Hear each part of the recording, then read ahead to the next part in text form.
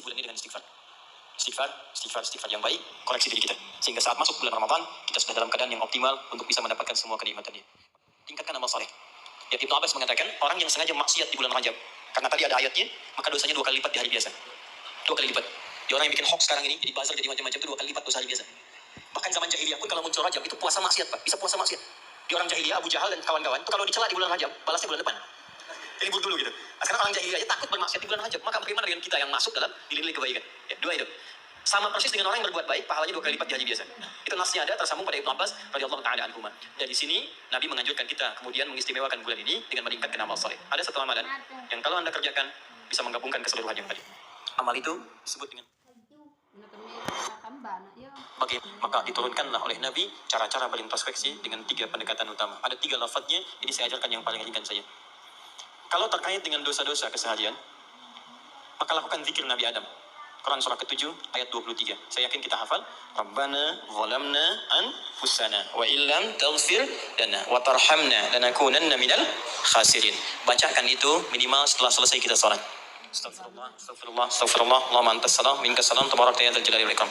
Perbanyak zikir tadi. Rabbana zalamna anfusana wa illam taghfir lana wa tarhamna lanakunanna minal khasirin. Tapi mohon sekali, ketika Anda bacakan zikir ini, jangan sekedar diucapkan di lisan. Bayangkan Anda punya persoalan apa dalam kehidupan. Ketika Anda bacakan, mata Anda zalim, rasakan kezaliman itu. Ketika dengan orang tua tak bagus, bayangkan perbuatan buruk yang sedang Anda kerjakan. Begitu Anda bacakan, air mata Anda menetes, seketika ampunan Allah akan diturunkan kepada kita. Dan gugur perbuatan buruk yang pernah kita lakukan. Nanti kan rahmat Allah diturunkan. Diturunkanlah waktu-waktu yang istimewa, tempat-tempat yang istimewa, ada waktu, ada tempat, ada momentum yang istimewa, yang diturunkan oleh Allah untuk mewujudkan harapan yang kita inginkan itu. Dengan turunnya waktu itu bisa menutup di antara keutamaannya dosa-dosa yang pernah dikumpulkan dalam masa kita hidup sampai di momentum yang kita rasakan. Jadi kalau kita kumpulkan dosanya cukup banyak, kita kerjakan amalan di waktu yang spesial itu, maka seketika dosa bisa digugurkan oleh Allah Subhanahu wa taala. Ada sifatnya waktu, ada tempat, ada peristiwa atau momentum. Di antara waktu yang mulia itu, yang saat Anda kerjakan amalannya bisa menggugurkan dosa, bahkan bisa merubah perilaku kita jadi lebih baik, adalah bulan Rajab. Saya ulangi, adalah bulan Rajab. Saking pentingnya bulan Rajab ini, Allah sampai menurunkan satu ayat untuk menyandingkan keutamaannya dengan bulan-bulan haram yang lain, serta Nabi sampai meminta kita untuk meningkatkan ibadah, dan bukan sekedar meminta, tapi Nabi sendiri meningkat. Tanpa saya minta, dia transfer uang. Ibadah, dan bukan sekedar meminta, tapi Nabi sendiri meningkatkan ibadah di bulan ini sebagai pembuka kebaikan di bulan-bulan yang lainnya. Apa di antara keutamaannya? Ini yang coba saya urutkan dalam sisa waktu 10 menit ke depan. Dan apa yang bisa kita raih ketika kita mengerjakan itu? Satu, Rajab adalah pembuka semua bulan kebaikan. Saya tanya sebentar. Di antara sekian bulan, 1 tahun 12 bulan itu, ada bulan yang paling baik, namanya bulan apa? Ramadan. Situ ada puasa. Setelah itu ada apa? Yang kita dapat Idul Fitri di situ? Syawal, bahkan ada puasa. Apa lagi? Dzulhijjah, ya, ada Idul Adha di situ, Dzulhijjah. Kalau kita lihat hadisnya, bulan ke-11 pun Dzulqa'dah, bulan bagus, disebut bulan haram, Dzulqa'dah. Sebelum Ramadan, itu bulan yang sangat digemari oleh Nabi, sampai Nabi banyak puasa di bulan itu, yaitu Sya'ban. 1, 2, 3, 4, 5. Ada dari 12 bulan, ada 5 bulan yang sangat istimewa, sifatnya berurutan. Sya'ban 8, 9 Ramadan, 10 Syawal, Dzulqa'dah yang ke-11, Dzulhijjah yang ke-12. Pembukanya, pintunya, Rajab. Nggak mungkin bisa ke Sya'ban, kecuali masuk Rajab dulu. Nggak mungkin dapat Ramadan, kecuali Rajab dulu. Karena itulah Nabi bahkan pernah mengatakan dalam beberapa kesempatan, diteruskan sampai kepada kita, hati-hati, amalan-amalan ini, bahkan ada ulama yang mengatakan, kalaupun kita nggak dapat Ramadan, minimal Rajabnya dapat. Karena itu pintunya. Dan kita nggak tahu, tadi saya mau ke sini Pak, di jalan itu, saya dengar informasi, ada orang yang sudah pesan tiket dan paket lengkap untuk umrah di bulan Ramadan. Ya, jadi jauh-jauh hari pesan, karena tahu akan padat situasinya. Dan tahu apa yang terjadi? Ternyata harap-harap ingin ke Ramadan, masuk bulan Rajab, wafat semua orang itu. Semuanya. Bisa sangat menarik ini. Baru tadi saya di jalan, ya dapat informasi, ada seorang syekh dari Timur Tengah, dia ceramah, ada sekelompok orang berharap-harap dapat kemudian berangkat di Ramadan, tiba-tiba wafat di bulan Rajab. Sampai ulama ini mengatakan, kalau tak dapat Ramadannya, karena kita nggak tahu kapan pulang, minimal Rajab ya. Maka apa yang kita lakukan di bulan Rajab ini, seperti Nabi pernah contohkan kepada kita. Maka mulai dengan kalimat yang pertama, turun Quran surah 9 ayat ke-36. Saking pentingnya bulan ini, ada ulama mengatakan, karena bulannya penting dan istimewa, maka setiap muslim mesti mengetahui keistimewaannya. Saya khawatir begitu bulan ini berhenti, kita kehilangan keistimewaannya. Maka keutamaan yang pertama ada di Quran surah ke-9 ayat ke-36. Saya agak cepat. Inna iddatash syuhuri 'inda Allah 12 syahran fi kitabillah. Kata Allah jumlah bilangan bulan setahun ada 12. Yauma khalaqas samawati wal ard. Sejak diciptakan langit dan bumi aku telah tetapkan setahun 12 bulan. Minha arba'atun hurum. Dari 12 itu ada 4 yang spesial. Disebut bulan hurum. Ingat teman-teman, ada haram, ada muharram, ada al-muharram, ada muhrim, ada mahram, ada hurum. Itu beda. Haram, hukum. Larangan mengerjakan sesuatu. Apa hukumnya mabuk? Haram. Ingat, apa hukumnya mencuri? Haram. Hukumnya korupsi? Haram. Karena itu orang beriman gak mungkin korupsi. Awas, hati-hati. Awas, pegawai Pertamina yang beriman gak mungkin mencuri. Gak mungkin nyogok. Gak mungkin korupsi. Hati-hati, haram. Perbuatannya disebut muharram.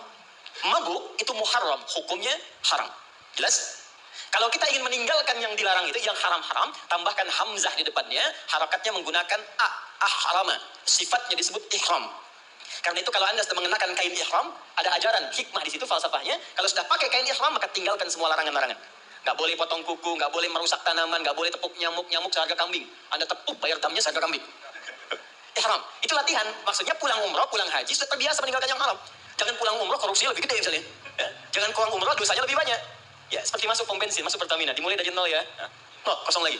Hilangkan, 1, 2, 3, kosong. Pelakunya disebut muhrim. Kalau dia punya kakak, punya adik, yang tidak diperkenankan menikah di antara keduanya, maka disebut mahram namanya. Kalau Anda kumpulkan semua itu, latihan meninggalkan yang haram, terbiasa mengerjakan yang halal, menjauhi yang dilarang, maka disatukan menjadi jama', bentuknya disebut hurum namanya. Ada 4 bulan disebut bulan hurum, 3 berurutan kata Nabi, 1 terpisah. Yang 3 itu Dzulqa'dah 11, Dzulhijjah 12, Al-Muharram bulan pertama, yang keempat namanya Rajab. Dan kita sekarang ada di bulan ini. Siapa yang masih ingat sekarang tanggal berapa? Sekarang tanggal 17 Rajab 1441 Hijrah. Kita sekarang ada di bulan spesial ini. Amalan pertama, apa yang harus kita kerjakan di bulan ini? Teruskan ayatnya. Dzalikad dinul qayyim fala tadhlimu fihinna anfusakum. Orang yang agamanya benar, yang Islamnya baik kata Allah, maka dia akan memanfaatkan Rajab dengan mengerjakan amalan yang pertama. Apa itu? Fala tadhlimu fihinna anfusakum. Mulai banyak evaluasi diri supaya tidak berbuat zalim, minimal berlatih di bulan ini. Amalan pertama, introspeksi diri.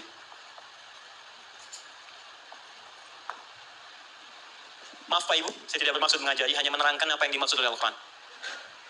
Zalim, fala tazlimu, jangan zalim. Zalim itu menempatkan sesuatu bukan pada tempatnya. Ada gelas, ada gayung. Gelas untuk nampung air minum, gayung nampung air mandi. Anda minum pakai gayung, mandi pakai gelas. Zalim namanya. Nah sekarang, anfus jamak dari nafas tubuh kita. Ya ini anfus itu jamak dari nafas di kita. Dari ujung kepala sampai ujung kaki. Setiap tubuh ini sudah diterangkan oleh Allah fungsinya. Misal, mata fungsinya melihat yang baik. Quran surah ke-24 ayat 30. 31 untuk perempuan. Lisan untuk bicara yang baik-baik. Quran surah 49 ayat 11 sampai 12. Sampai kaki, sampai ke ujung kaki. Melangkah pada yang baik. Quran surah misal ke-25 ayat 69. Ya, baik. Semuanya sudah diatur. Dari ujung kepala sampai ujung kaki. Kalau Anda gunakan setiap anggota tubuh di luar hal yang Allah telah tetapkan, berarti zalim sifatnya. Contoh, mata tadi melihat yang baik-baik. Sekarang mata dipakai melihat yang tidak baik. Berarti mata berbuat zalim dalam kehidupan. Saya tanya sampai dengan siang hari ini, berapa kali mata digunakan untuk melihat yang tak baik? Mungkin dari mata ini ada dorongan untuk berbuat yang tak baik. Itu sebabnya yang menjadikan keluar dari masjid kadang-kadang ada sepatu hilang, sendal hilang.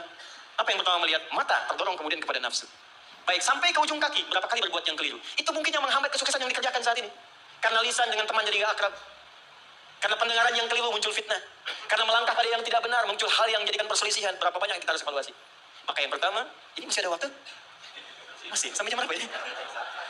Ini Pananang kalau rakyatnya sudah begini, nggak ada pilihan ya. Baik, tahan baik-baik. Ini terakhir bagiannya. Maka kalau kita sadar ada yang berbuat yang tidak baik, maka saya berikan gambaran singkat bagaimana cara memperbaikinya. Sekarang lihat sini. Teman-teman masih ingat nggak? Pemilik rezeki siapa? Allah. Yang punya kedudukan siapa? Allah. Yang punya kebijakan siapa? Allah. Sekarang kita bekerja kan supaya Allah kasih pada kita kan? Nah, sekarang kata Allah, kerjakan ini, jangan lakukan ini. Lalu Anda mengerjakan yang dilarang oleh Allah dan berharap mendapatkan apa yang akan diberikan oleh Allah, maka mustahil. Sekarang nggak usah bicara tentang Allah lah. Anda ingin dapat sesuatu, tapi dengan orangnya punya hubungan buruk, kan mustahil bisa dapat yang diinginkan. Anda mau datang ke si B, tapi Anda tidak punya hubungan baik dengan si B. Apa yang tidak diinginkan si B, Anda kerjakan, mustahil Anda dapatkan. Nah, sekarang karena itu Nabi ilustrasikan begini. Kalau ada orang yang dalam hidupnya sering menyalahi perintah Allah dalam kehidupan, bukan hanya hablum minallah, tapi juga hablum minan nas. Karena hukum kehidupan dunia nanti diikat oleh hukum dunia. Akhirat diikat dengan kaidah akhirat. Kalau Anda ingin kaya, ya Allah, kaya itu dunia. Maka hukum dunia diturunkan. Kerja itu hukum dunia. Jujur hukum dunia. Maaf, punya attitude yang baik hukum dunia. Membangun hubungan baik dengan sesama pun hukum dunia. Maka dari itu, maaf, sekalipun Anda punya hubungan yang tidak baik, bukan dengan muslim, dengan non-muslim misalnya punya perilaku buruk, yang tidak diperkenankan oleh syariat. Anda bohong pada non-muslim, Anda misalnya zalim pada non-muslim, berlaku juga, jangan harap kadang Anda sukses. Sama persis. Ya, sekarang perhatikan baik-baik. Kalau ada orang berbuat maksiat kepada Allah, melanggar dua ketentuan tadi, maka kata Nabi, naqtas sauda. Diberikanlah kemudian di atas katup hatinya, noda-noda hitam. Semakin banyak dikumpulkan, semakin menutup seperti ini.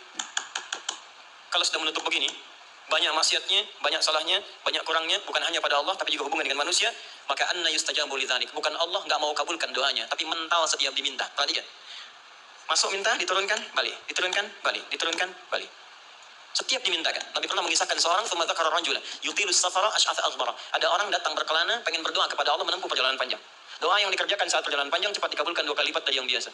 Kemudian menyebut nama Allah, Al-Asmaul Husna. Doa yang dibuka dengan Al-Asmaul Husna cepat dikabulkan. Yang ketiga dia mengangkat tangan. Doa yang dilakukan dengan mengangkat tangan cepat dikabulkan dibandingkan dengan yang diam. 3 amalan dia kerjakan 6 kali seharusnya lebih cepat dikabulkan. Tapi apa komentar Nabi pada saat itu? Anna yustajabu lidzalik. Bagaimana doanya bisa dikabulkan? Jadi begitu dia minta dengan keadaan itu, mental lagi.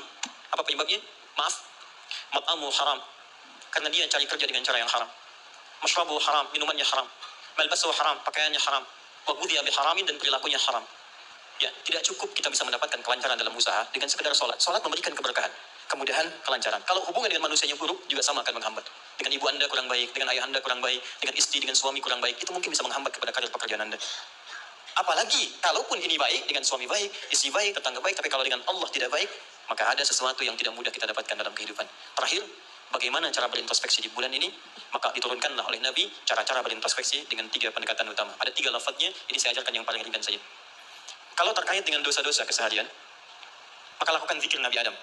Quran surah ke-7 ayat 23. Saya yakin kita hafal. Rabbana zalamna anfusana wa illam taghfir lana wa tarhamna lanakunanna minal khasirin. Bacakan itu minimal setelah selesai kita salat. Astagfirullah, astagfirullah, astagfirullah. Allahumma antas salam, minkas salam, tabarakta ya dzal jalali wal ikram. Perbanyak zikir tadi. Rabbana zalamna anfusana wa illam taghfir lana wa tarhamna lanakunanna minal khasirin. Tapi mohon sekali, ketika Anda bacakan zikir ini, jangan sekedar diucapkan di lisan. Bayangkan Anda punya persoalan apa dalam kehidupan. Ketika Anda bacakan, mata Anda zalim, rasakan kezaliman itu. Ketika dengan orang tua tak bagus, bayangkan perbuatan buruk yang sedang Anda kerjakan. Begitu Anda bacakan, air mata Anda menetes, seketika ampunan Allah akan diturunkan kepada kita. Dan gugur perbuatan buruk yang pernah kita lakukan.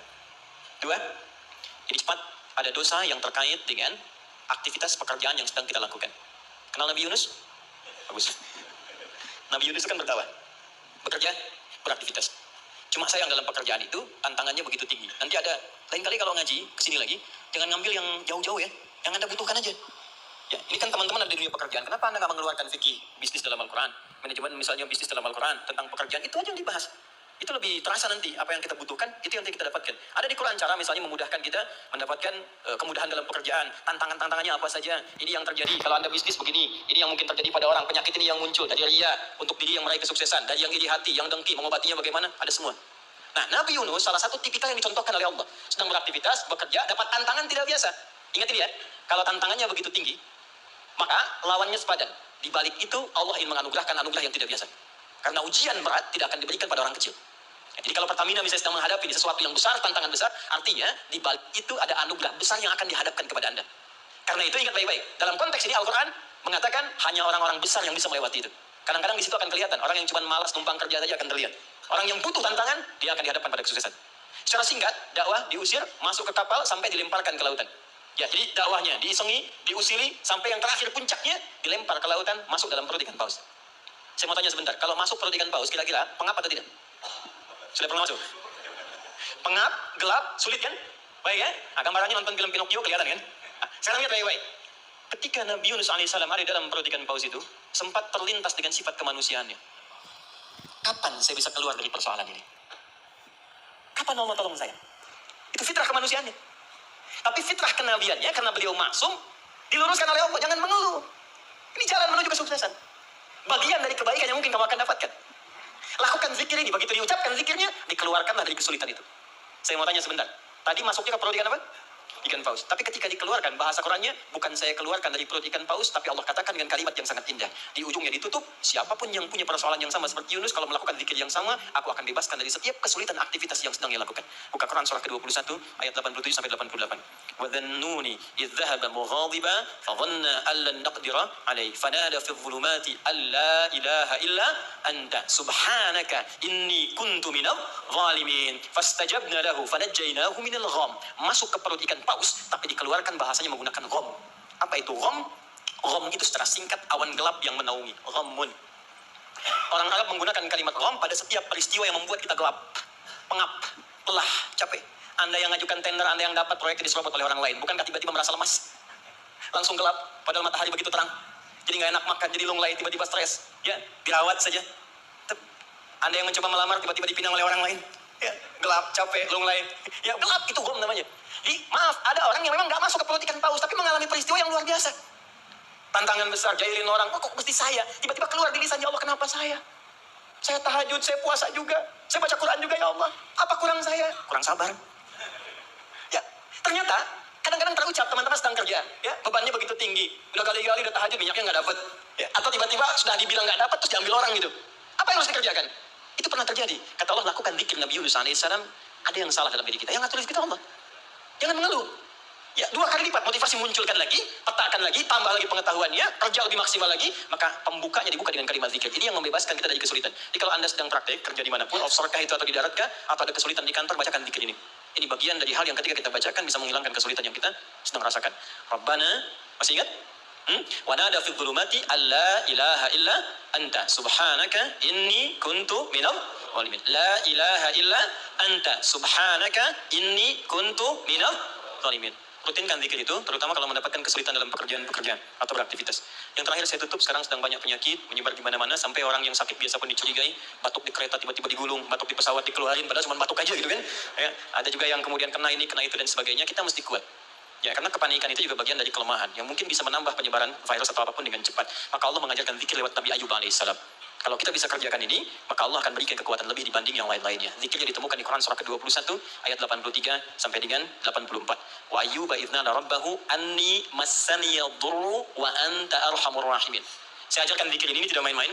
Kalau ada yang divonis penyakit, entah Anda, kerabat Anda, keluarga Anda, sepupu dan sebagainya, dan dokter mengatakan mustahil sembuh, maka bacakan zikir ini. Allah sudah berjanji di ayat 84-nya, siapa yang mengamalkan zikir ini, saya akan sembuhkan penyakitnya, walaupun ia menderita penyakit seperti Ayub alaihissalam, yang tidak pernah dialami orang sebelumnya, atau dirasakan orang setelahnya. Karena kadang-kadang ada keluhan ketika sakit. Ya Allah, kenapa saya begini? Ya Allah, kapan sembuhnya? Bacakan zikirnya, Anni massani yadurru wa anta arhamur rahimin. Saya tutup.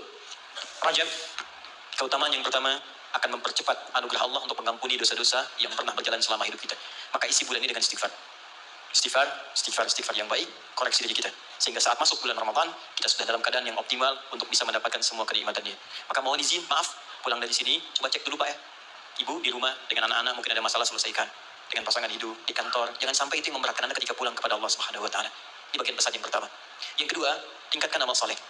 Ya, Ibnu Abbas mengatakan, orang yang sengaja maksiat di bulan Rajab, karena tadi ada ayatnya, maka dosanya 2 kali lipat di hari biasa. 2 kali lipat. Di orang yang bikin hoax sekarang ini, jadi buzzer, jadi macam-macam, itu 2 kali lipat dosa hari biasa. Bahkan zaman jahiliyah pun kalau muncul Rajab, itu puasa maksiat Pak. Bisa puasa maksiat. Di orang jahiliyah, Abu Jahal dan kawan-kawan, itu kalau dicela di bulan Rajab, balasnya bulan depan. Jadi libur dulu gitu. Nah, sekarang orang jahiliyah aja takut bermaksiat di bulan Rajab. Maka bagaimana dengan kita yang masuk dalam nilai-nilai kebaikan? Ya, 2 itu. Sama persis dengan orang yang berbuat baik, pahalanya 2 kali lipat di hari biasa. Itu nasnya ada tersambung pada Ibnu Abbas radhiyallahu taala anhuma. Dari sini Nabi menganjurkan kita kemudian mengistimewakan bulan ini dengan meningkatkan amal saleh. Saya tutup, ada satu amalan yang kalau Anda kerjakan bisa menggabungkan keseluruhan yang tadi. Amal itu disebut dengan puasa namanya. Saya ulang, amal itu disebut dengan puasa. Sebab orang puasa akan otomatis meningkatkan amal saleh yang lain. Orang puasa, sholat sunnah dikejar. Jangankan yang fardu. Anda nggak puasa, belum tentu sholat sunnah. Tapi kalau sedang puasa, jangankan fardu, ketinggalan sunnah Anda bisa gelisah. Lihat Ramadan, ibu-ibu berani naruh sajadah, bertarung saat maghrib, bukan untuk isya, untuk tarawih. Nyimpan sajadah saat paling depan. Ya, padahal tarawih hukumnya sunnah kan? Nah, jadi sunnah itu dikejar, gak ada yang minta, dicari-cari. Anda Ramadan cari yatim fakir, kenapa? Sedang puasa. Yang kedua, puasa bisa menghambat maksiat. Gak ada orang, demi Allah saya katakan, koruptor kalau puasa, gak korupsi dulu. Ya, pencuri gak nyuri dulu, puasa. Karena psikologi orang puasa, gak mau berbuat maksiat, takut batal puasanya. Orang pemarah pun semarah-marahnya, sedang puasa, bisa berhenti marah. Buka jam 6, 6 kurang 5 diprovokasi. Dia diam aja. Istrinya nanya, apa nggak marah? Ntar habis buka. ketahan. Nah, jadi tolong hidupkan bulan ini. Yuk kita mulai. Jangan coba dulu pelan-pelan ya. Jangan langsung tinggi-tinggi. Sehari dulu puasa. Sekarang Kamis tunggu Senin. Karena kalau orang banyak puasa, kita puasanya akan lebih ringan. Nanti kalau sudah Senin istirahat dulu, Kamis puasa lagi. Ya supaya terbiasa. Nanti saat Ramadan kita sudah lebih sempurna. Tapi hati-hati karena bulan ini istimewa. Dulu banyak orang abai tentang bulan ini sehingga ada orang-orang yang tidak mengerti berbuatlah dengan membuat hadis-hadis palsu. Ya, siapa yang puasa sehari bulan Rajab akan dapat begini. Siapa yang sholat pertama bulan Rajab diampuni semua dosanya. Pernah dengar hadis itu? Hadis itu palsu. Bahkan saking palsunya, di kitab hadis palsu pun tidak ditemukan. Saking palsunya.